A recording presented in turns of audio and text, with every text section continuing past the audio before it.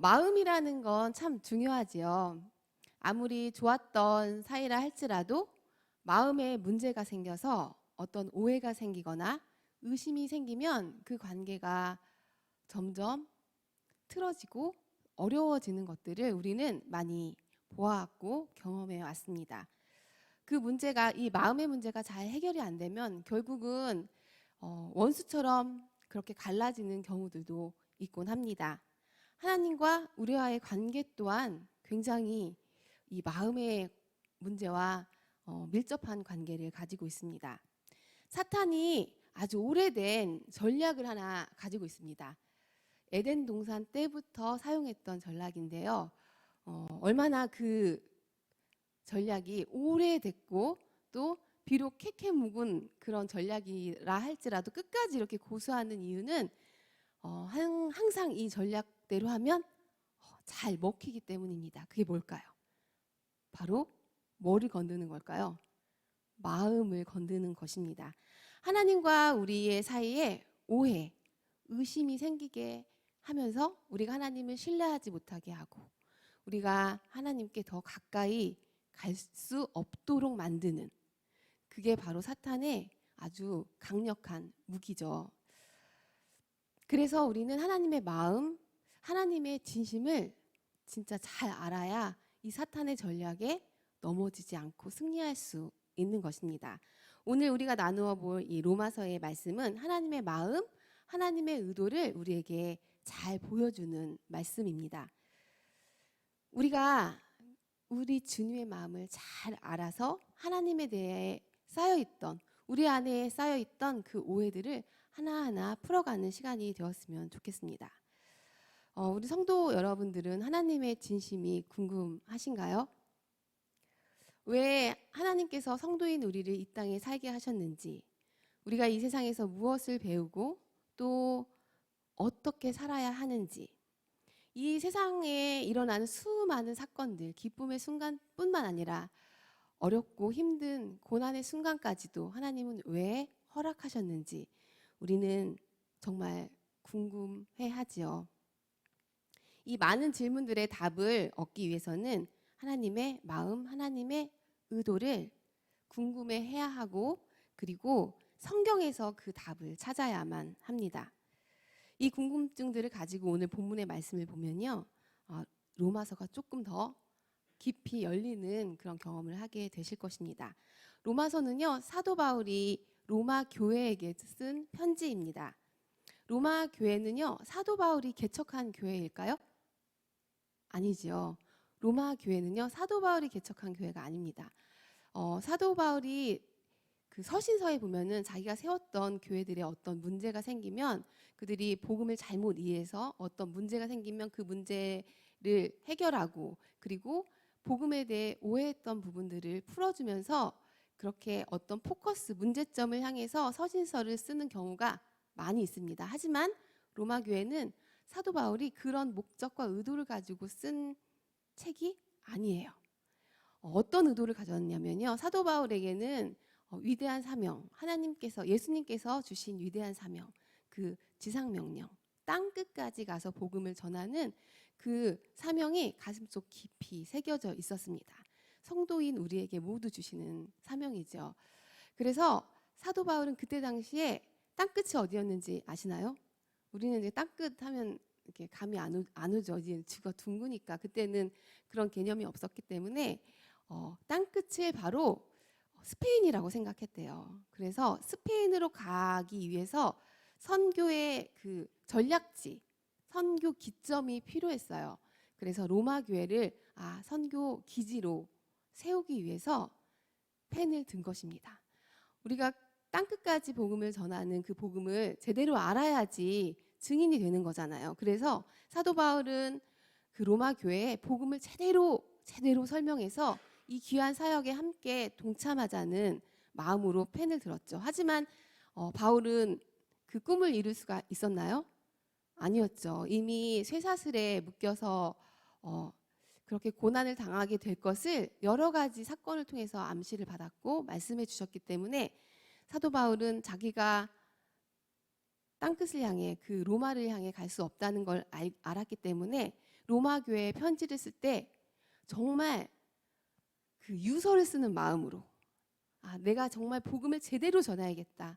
이들에게 제대로 복음을 전해서 복음이 어떤 건지 하나하나 제대로 설명해서 이 귀한 이 지상 명령, 위대한 명령을 이들이 지킬 수 있도록 내가 해야겠다라는 사명을 가지고 정말 영끌이라고 하죠. 영끌. 영혼까지 끌어올려서 쓴 책이 바로 로마서이죠.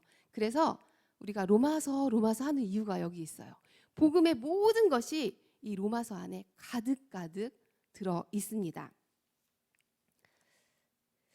이만큼 사도 바울이 복음에 열심이었고 복음을 위해서 그렇게 목숨을 걸 만한 마음을 가졌다는 것은 복음이 그만큼 중요했다는 거겠죠. 사도 바울의 삶을 보면은 정말 이건 우리 인생에 한 번 와도 우리는 그냥 무너져 버릴 만한 사건들, 그런 고난들, 뭐 40에서 하나 제한, 그런 죽기 직전까지 맞는 걸 2번이나 맞았고, 채찍에 맞고, 뭐 도둑, 강도 이런 것뿐만 아니라 어떤 때는 선교를 가면서 배에서 파손이 돼서 정말 수일을 물속에서 지내는 그런 일들까지 당할 만큼 정말 설명할 수 없는 수없이 많은 고난을 당했음에도 불구하고 바울이 이 복음을 끝까지 붙들고 있었다는 것은 복음이 정말 우리에게 중요하다는 것을 알려주는 한 모습이기도 합니다. 그만큼 우리에게 복음이 중요하다고 하고 있는데, 그럼 그 복음이 뭔지 지금 로마서 1장 2절이 우리에게 설명해 줍니다. 로마서 1장 2절 함께 읽어보겠습니다. 시작. 이 복음은 하나님이 선지자들을 통하여 그의 아들에 관하여 성경에 미리 약속하신 것이라. 자, 선지자들을 통해서 약속하신 거래요. 자, 선지자들을 통해서 약속했다라는 뜻은 지금 구약 성경 얘기하고 있는 거예요. 이때는 신약이 다 써 있을 때가 아니었잖아요. 그러면 구약의 선지자들이 지금 다 누구를 이야기했다는 뜻이에요? 예수님을 이야기했다는 뜻이죠. 신약은 말할 것도 없죠. 구약도 신약도 모두 무슨 이야기다? 예수 그리스도에 대한 이야기다. 성경은요, 우리에게 도덕과 윤리를 가르쳐주는 책이 아닙니다. 성경은요, 우리에게 인생을 이렇게 살아라는 어떤 훌륭한 지침서를 주는 것도 아니에요. 성경은 온통 누구에 관한 이야기다? 예수 그리스도에 대한 이야기다. 우리가 이것을 잊으면 안 돼요. 많은 분들이 있잖아요. 예수님이 신약에 오셨으니까 구약 때 살았던 사람들은 그럼 율법으로 구원을 받나요? 뭐 이런 질문을 하시기도 해요. 근데 지금 사도 바울이 뭐라고 얘기하고 있나요? 구약은 누구 이야기다? 그러면은 구약의 성도들도 신약의 성도들도 그리고 교회 시대를 살아가는 우리도 다 무엇으로 구원받는다? 예수 그리스도로 구원받는다는 것입니다. 오직 예수. 사실 우리가 너무 잘 알고 있어요. 오직 예수로 구원받는 걸 모르는 분들은 없을 거예요. 하지만 우리가 진짜 알고 있는지 고민은 해봐야 합니다. 당시 로마 교회는요, 이방인들과 그리고 유대인들이 섞여 있는 그런 교회였습니다. 유대 기독교인들은요, 예수님을 믿었지만 뼛속까지 그들의 세계관은 유대주의적 세계관이었어요. 그래서 율법이 너무너무 중요했어요. 오직 믿음이라는 그런 지식은 있지만 그들의 삶 전체는 다 율법주의에 빠져 있었고 율법적인 세계관으로 세상을 봤어요. 이방인들은 그때 당시 헬라 문화에 깊이 빠져 있었기 때문에 양심을 따라 사는 게 진짜 중요하다. 우리가 흔히들 말하는 착하게 살아야 구원받는다 라고 말하는 이 헬라적인 세계관이 꽉 차 있었습니다. 우리는 어떨까요? 우리에게도 세계관이 있을까요? 당연히 있죠. 우리에게도 이 나라의 세계관이 있어요. 우리 안에 모르게 이미 스며들어 있는 그런 샤머니즘적인 그리고 유교주의적인 여러 가지가 복합된 그런 헬라적인 세계관이 우리 안에도 있습니다. 그래서 우리는 머리로 아는 게 아니라 우리 몸이 자연스럽게 반응하는 대로 그렇게 판단하고 생각하는 게 너무 당연한 거죠. 그렇게 되게 돼 있어요. 그런데 그들을 향해서 지금 사도가 이렇게 얘기하는 거예요. 유대인들 너희들은 지금 율법이 중요하다고 하지, 헬라인들아 너희들은 지금 양심이 중요하다고 하지. 그런데 나는 이렇게 말한다 하면서 로마서 3장 9절에서 12절 말씀에서 이렇게 말합니다. 읽어볼게요. 그러면 어떠하냐? 우리는 나으냐? 결코 아니라. 유대인이나 헬라인이나 다 죄 아래에 있다고 우리가 이미 선언하였느니라. 기록된 바 의인은 없나니 하나도 없으며 깨닫는 자도 없고 하나님을 찾는 자도 없고 다 치우쳐 함께 무익하게 되고 선을 행하는 자는 없나니 하나도 없도다. 지금 뭐라고 얘기하는 거예요? 너희 유대인들아 너희들 틀렸어. 헬라인들아 너희도 틀렸어. 너희들 모두 다 죄 아래 있어. 무슨 뜻이냐면요. 너희들의 세계관을 송두리째 바꿔야 된다는 뜻입니다.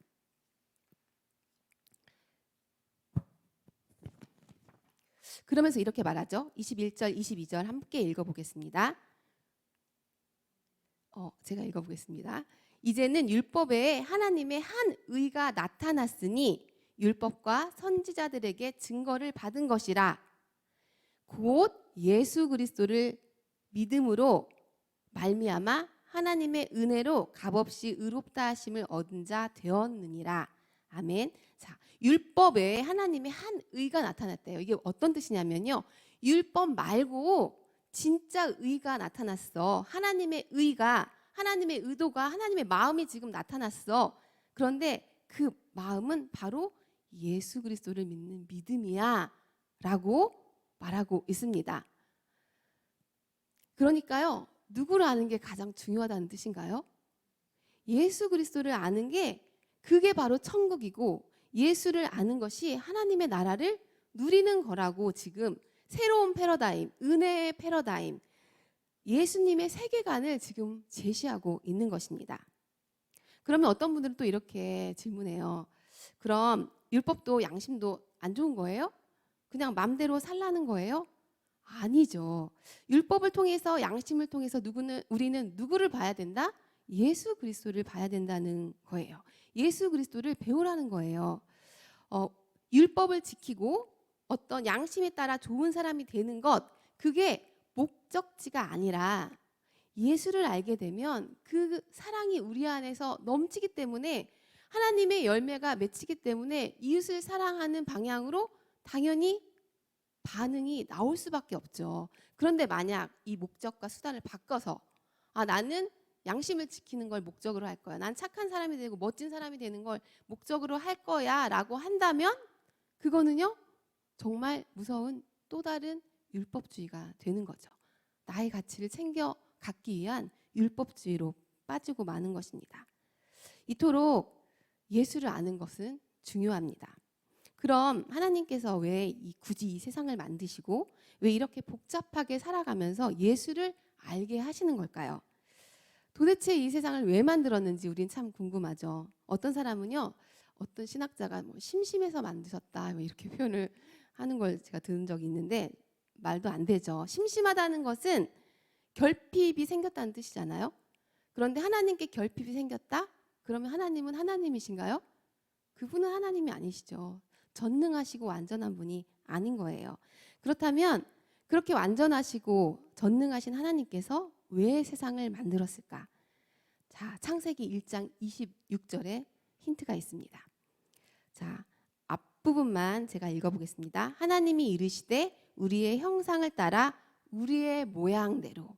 우리가 중요해요. 우리의 형상을 따라 우리의 모양대로. 자, 우리가 핵심이라고 했죠. 이스라엘 사람들은 하나님을 어떻게 믿었나요?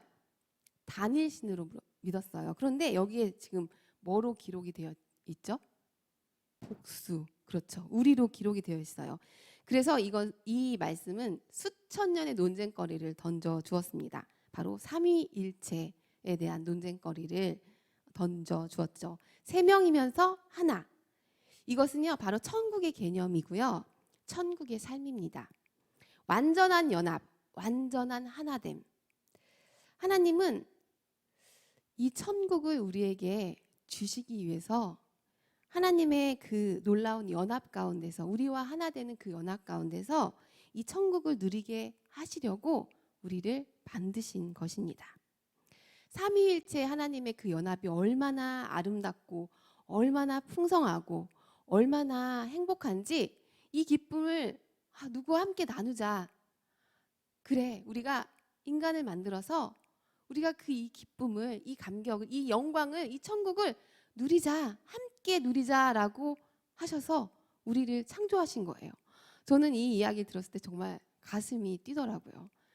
지금까지 저는 하나님이 저를 그냥 일꾼으로 만드셨는지 알았거든요. 쓰다가 좀 마음에 안 들면 다른 사람 더 예뻐하고 이런 개념으로 생각했기 때문에 이런 영광을 나누기 위해서 나를 만드셨단 말이야? 라는 이 복음을 들었을 때 너무 좋더라고요. 여러분 너무 좋지 않으세요? 하나님의 그 영광을 여러분과 나누기 위해서 여러분을 창조하셨다니 그 하나님 너무 멋지지 않으십니까? 그래서 흔히들 성도의 구원을 죄인이 의인이 되는 게 아니라 죄인이 하나님이 되는 것이다 라는 표현을 쓰기도 해요. 어떤 의미인지 아시겠죠? 연합을 의미하는 거예요. 하나됨이라는 이 놀라운 말씀을 하시는 거예요. 그래서 요한복음 15장 5절에 보면 이 하나됨의 표현이 잘 되어 있는 게 있어요. 나는 포도나무요, 너희는 가지라. 자, 포도나무를 보면서 우리가 포도나무의 가지를 보면서 뭐라고 하죠?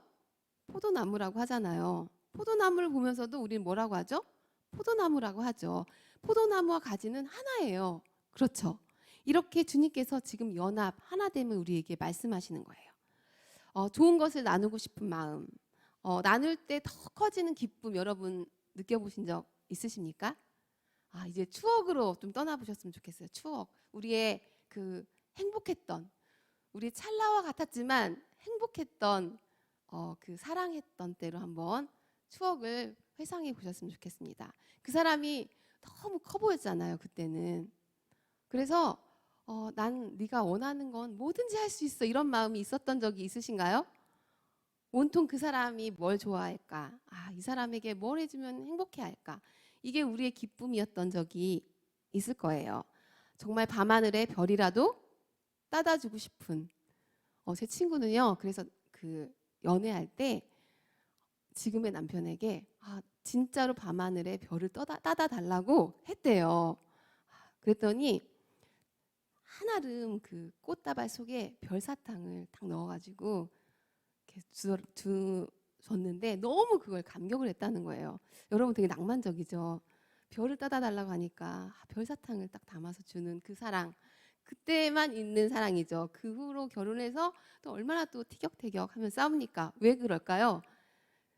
연합이 깨어지는, 우리 삶은 대부분이 연합이 깨어지는 경험들을 해요. 내가 왕이고 또 아내는 아니야 내가 왕이야. 서로가 왕이 되니까 가정 안에서 천국이 아닌 지옥을 만들 때가 참 많죠.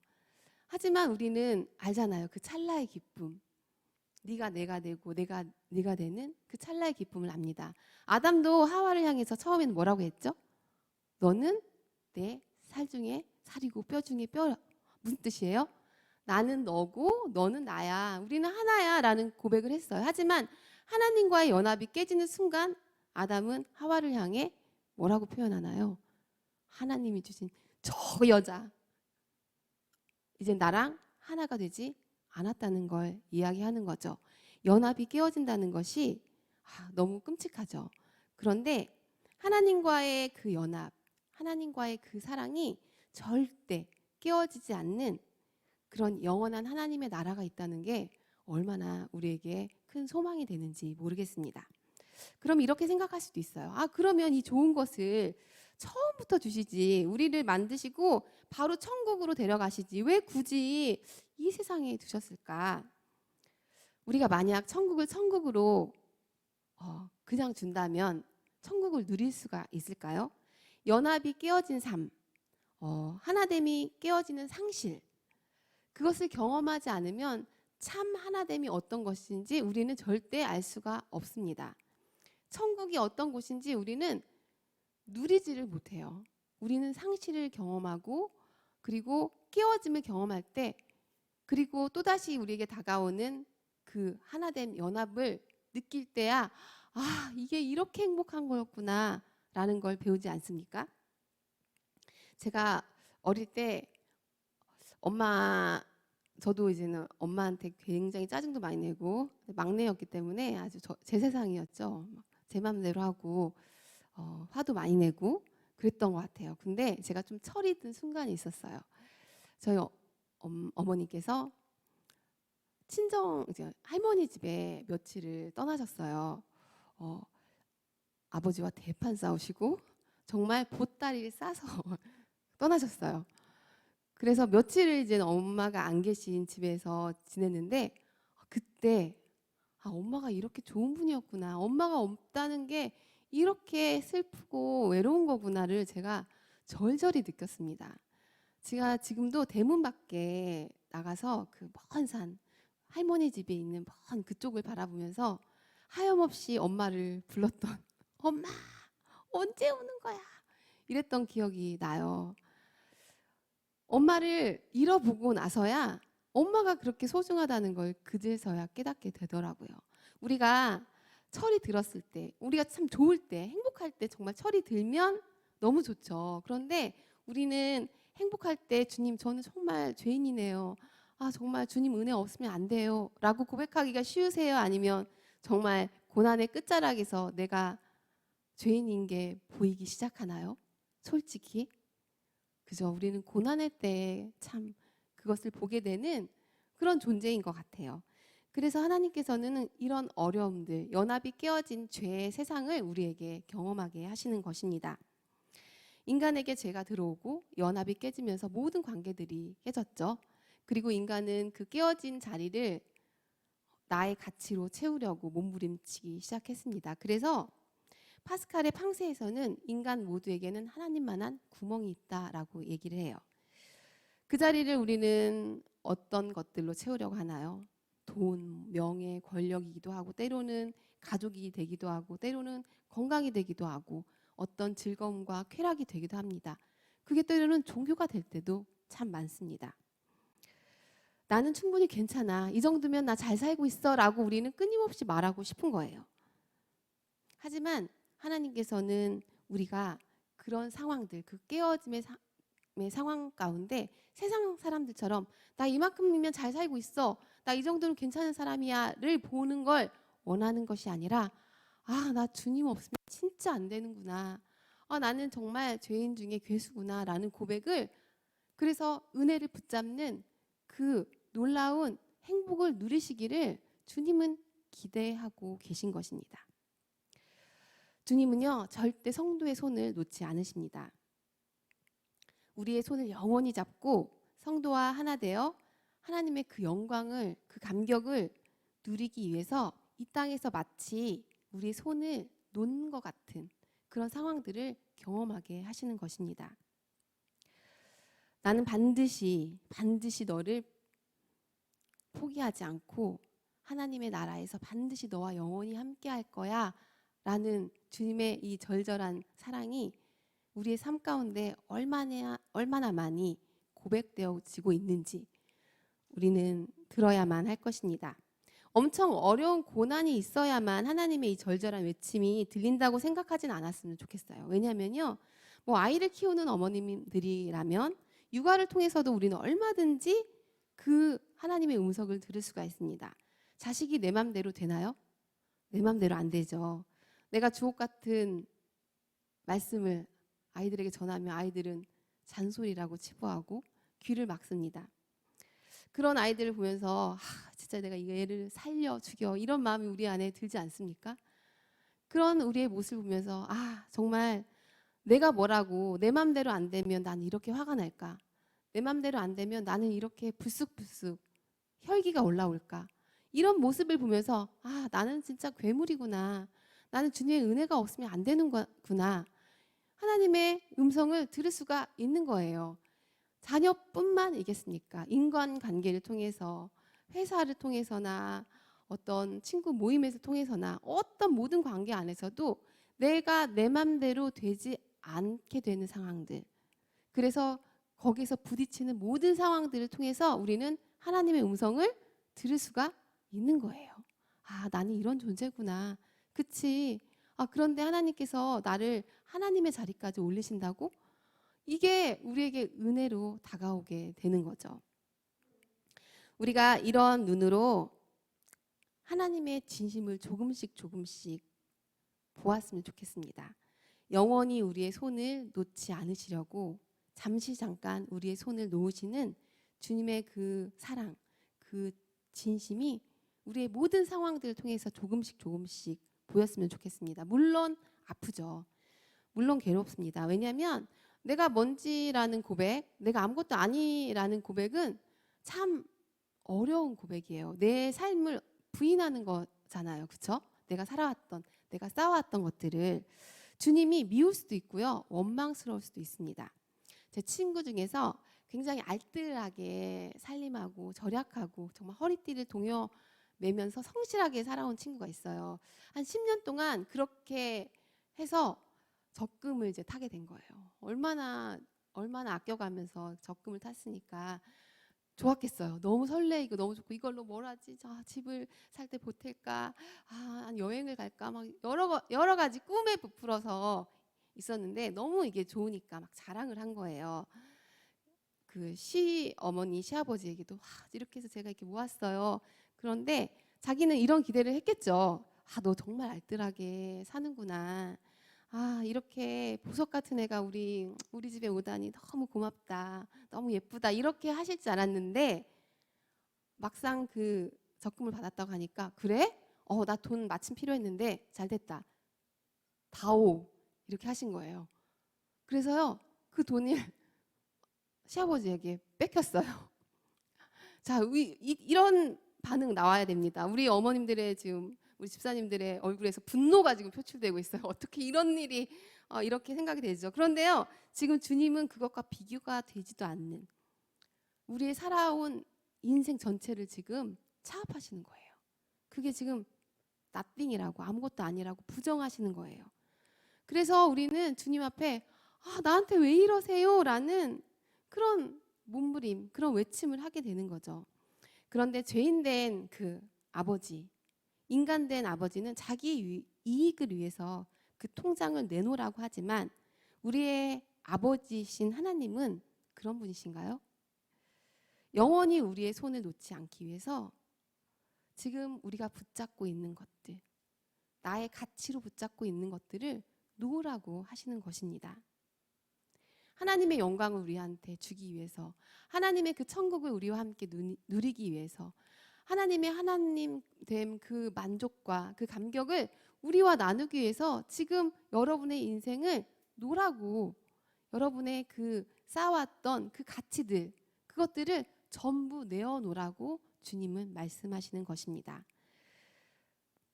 이렇게 모든 것의 전부가 되시는 주님이 어떤 분이신지를 알게 되면 우리는 누구한테 달려갈까요? 주님께 달려가죠. 내가 아무것도 아닌 자라는 걸 알면 전부인 자를 향해 달려갈 수밖에 없잖아요. 그렇죠. 내가 뭐 가진 게 많다고 생각하면 우린 절대 달려가지 않습니다. 인간의 자존심은 그걸 허락하지가 않아요.